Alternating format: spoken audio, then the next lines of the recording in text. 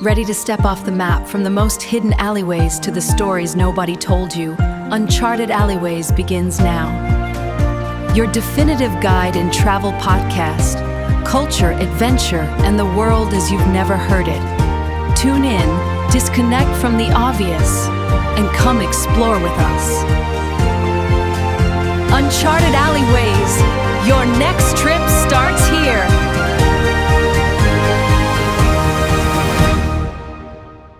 Imagine taking, a single solid mountain. Right, just a massive wall of rock. Yeah, and you're standing at the very top of this sheer cliff face with nothing but, like, an iron chisel and a mallet. And your job is to just scrape away the rock day after day until you've scooped out an entire, perfectly proportioned stadium, one that can hold 4,000 people. Which is just a mind-boggling amount of labor. Right, because there is no stacking involved here. There are no bricks. Yeah. You absolutely cannot make a mistake because the margin for error is exactly zero. You chip away the wrong piece and it's gone forever. Exactly. Well, welcome to Petra. For this deep dive, we are unpacking a really fascinating transcript from the travel show Uncharted Alleyways. It's such a great source. It really is. And our mission today is to journey far beyond those famous postcard images of this ancient Jordanian city that you always see. Yeah, the ones everyone knows from the movies. Right. We're going to uncover the massive scale, the hidden engineering, and really the on-the-ground reality of exploring a whole metropolis that was basically carved from living rock.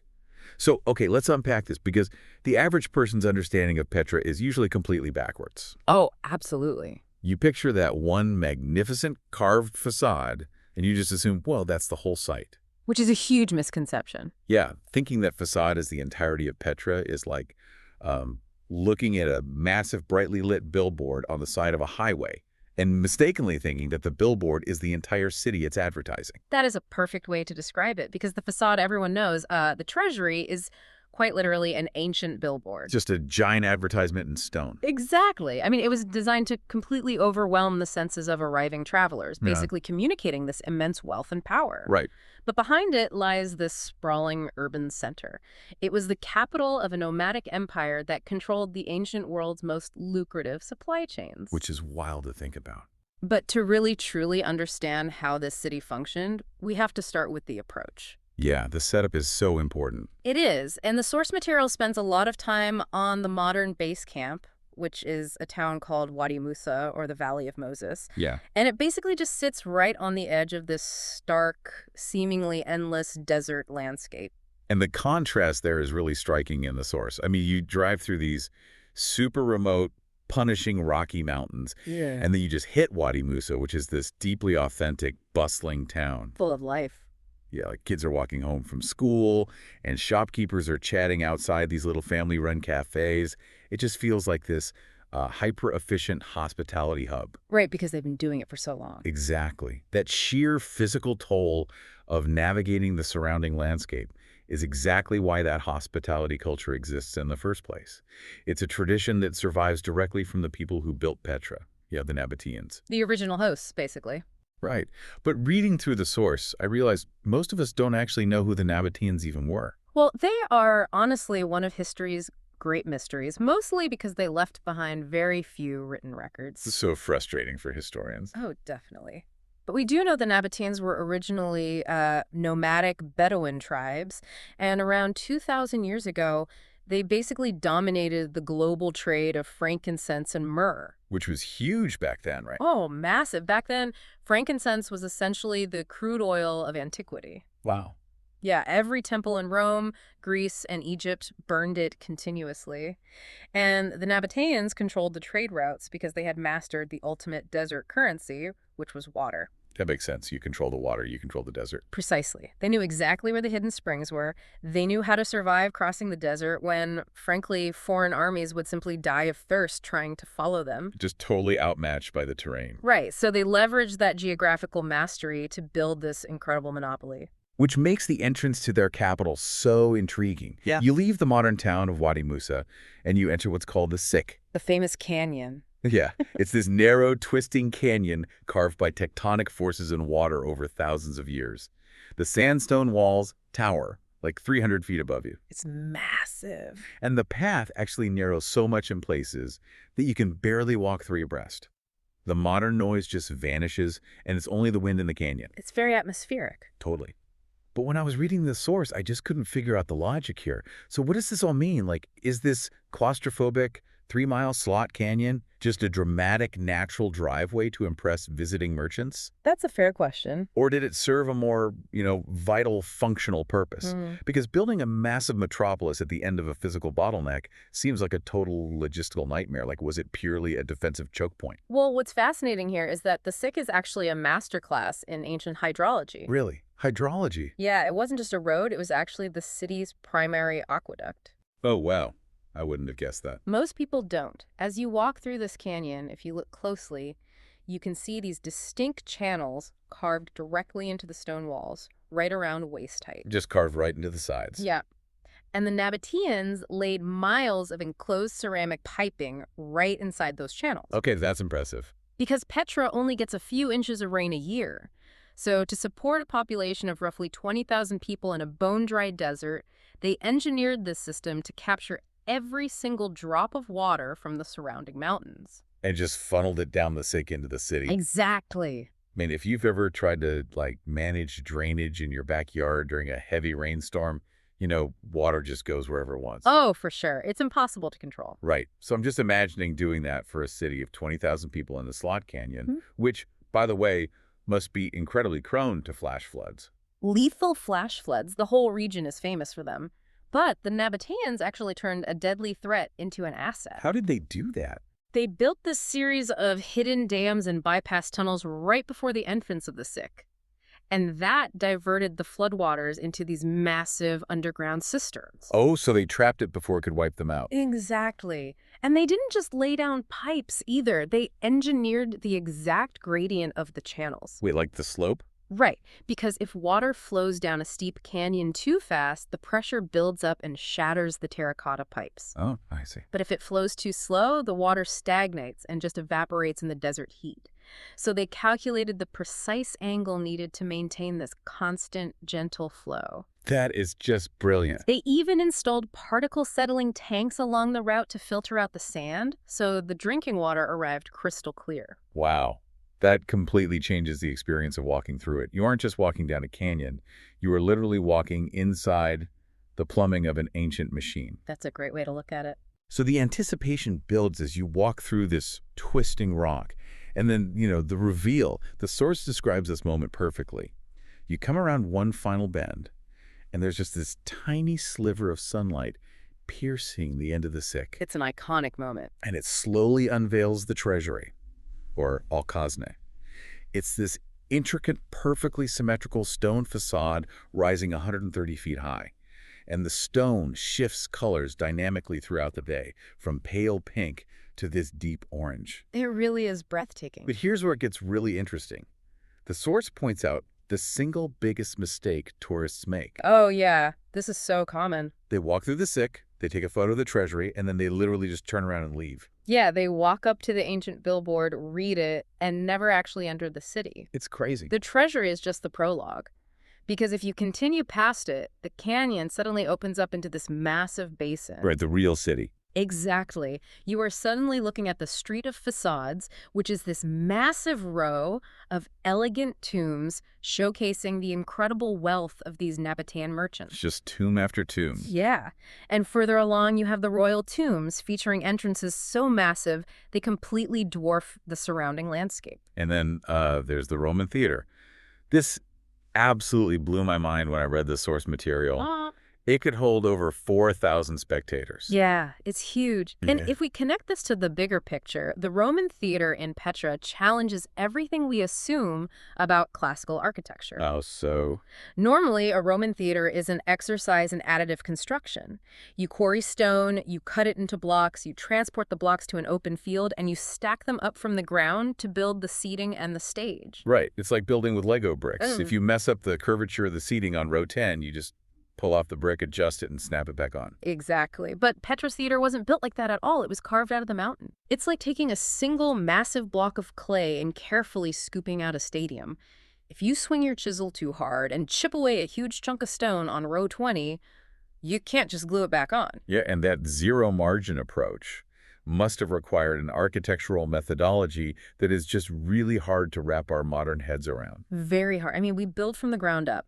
But the Nabateans, they carved from the top down. Top down? Wait, how does that even work practically? Well, they didn't have towering wooden scaffolding because there are very few trees in the desert. Oh, okay, no wood. So the rock itself was their scaffolding. The master architects would climb to the very top of the cliff face, and they would carve a narrow ledge to stand on. Okay, that sounds terrifying. Very. Then they would chisel the very top details of the facade, the crowns of the pillars, the urns. And once that top section was perfect, they would actually chisel away the ledge they were standing on to lower themselves down to the next section. They were destroying their own scaffolding as they went. Exactly. They worked their way down to the canyon floor, obliterating their own workspace as they went. The master carver had to hold the entire perfect 3D blueprint of a 4,000-seat theater in his head before the very first stone was struck. That is insane.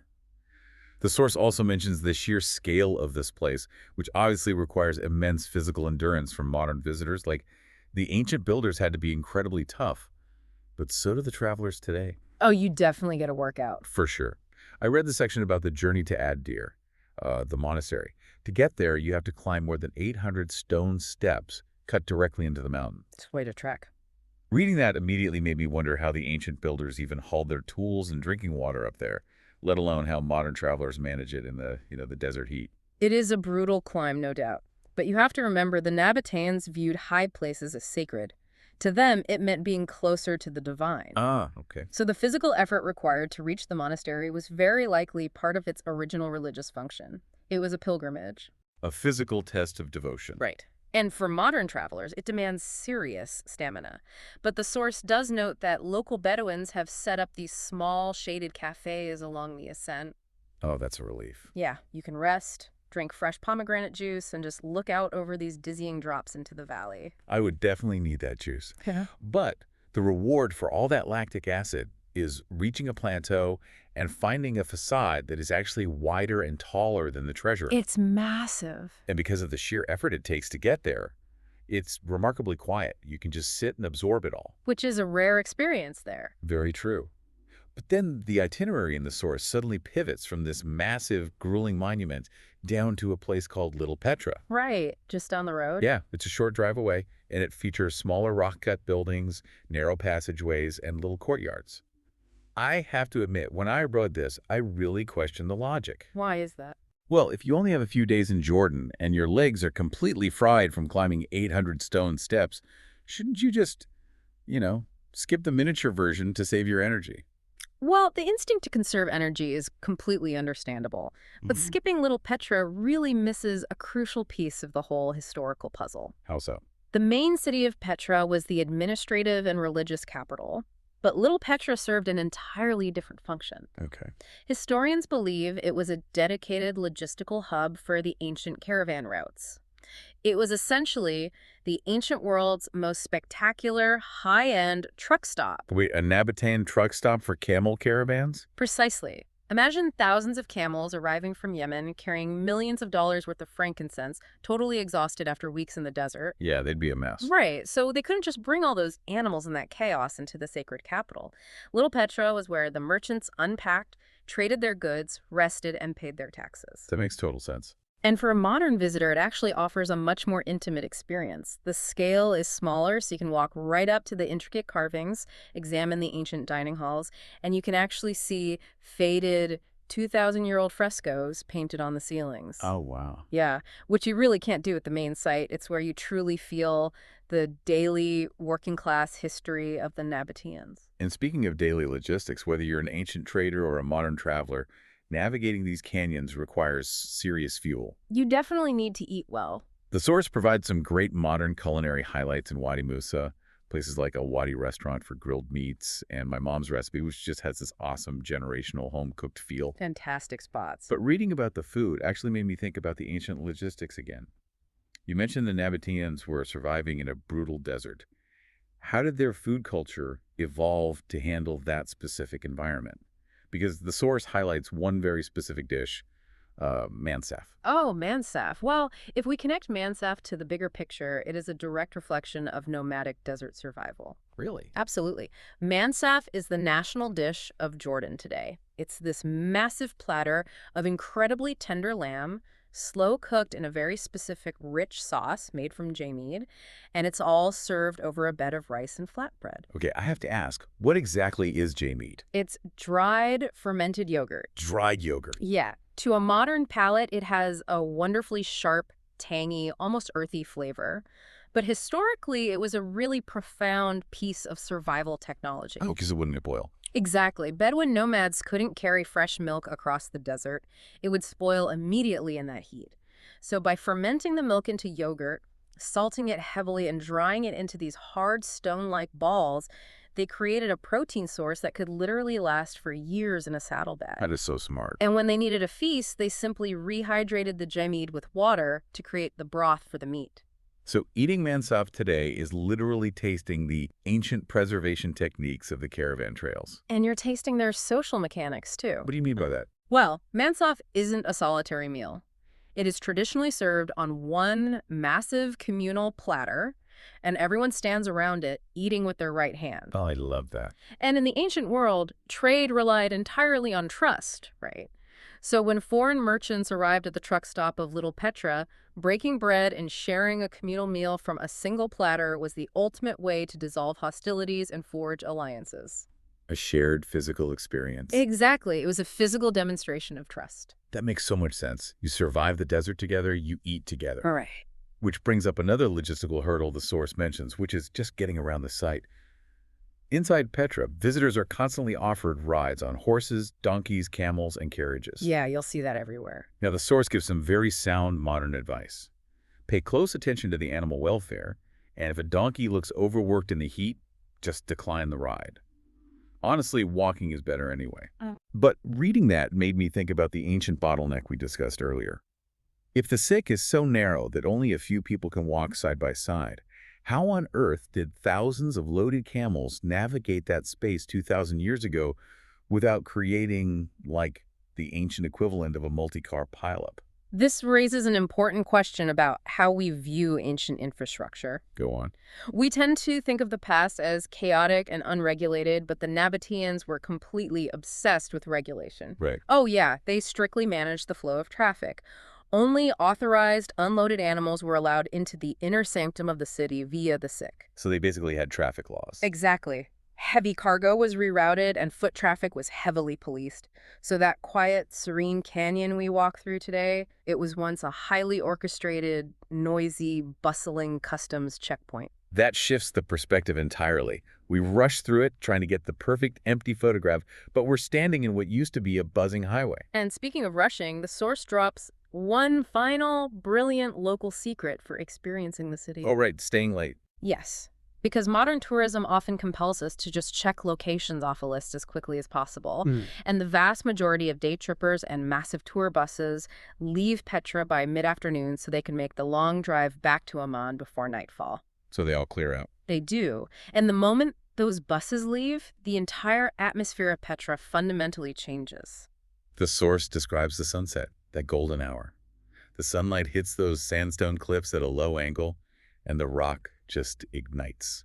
It turns these deep shades of red, amber, and crimson. It's magical. And if you linger near the royal tombs during that hour, the crowds disappear. The ambient noise of thousands of tourists just drops away. You can actually hear the environment again. Exactly. The desert wind picks up, swirling through the canyons.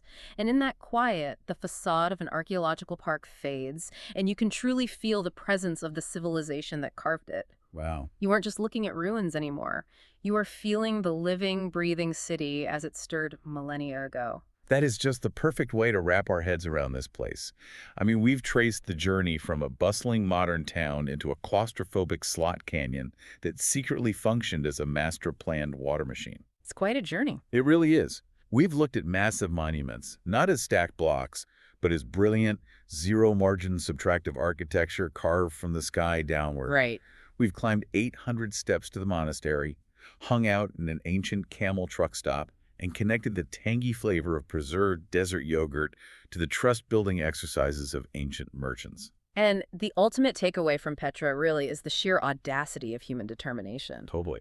The Nabateans looked at one of the harshest, driest, most unforgiving landscapes on the entire planet, and they didn't just find a way to eke out a meager survival. They thrived. They did. They used an encyclopedic understanding of their environment to transform a barren canyon into an oasis of unimaginable wealth and beauty. They essentially sculpted a masterpiece, using the mountains themselves as their canvas. It makes you realize that true ingenuity isn't about fighting nature. It's about deeply understanding it and working with what it gives you. Exactly. And that leaves me with one final provocative thought for you to ponder long after we finish today. We are currently living in an era defined by climate anxiety. Rising global temperatures, unpredictable weather patterns, and severe looming water scarcity. It's a pressing issue. It is. So if the ancient Nabateans could engineer incredibly complex, perfectly pressurized water channels to sustain a thriving metropolis in a bone-dry desert 2,000 years ago using nothing but chisels and profound environmental observation, what forgotten ancient engineering techniques might hold the key to solving our modern climate challenges? That is a great question. Sometimes the blueprints for our future survival might just be waiting for us, carved quietly into the stone of the past. Thank you so much for joining us on this deep dive. Stay curious, and we'll catch you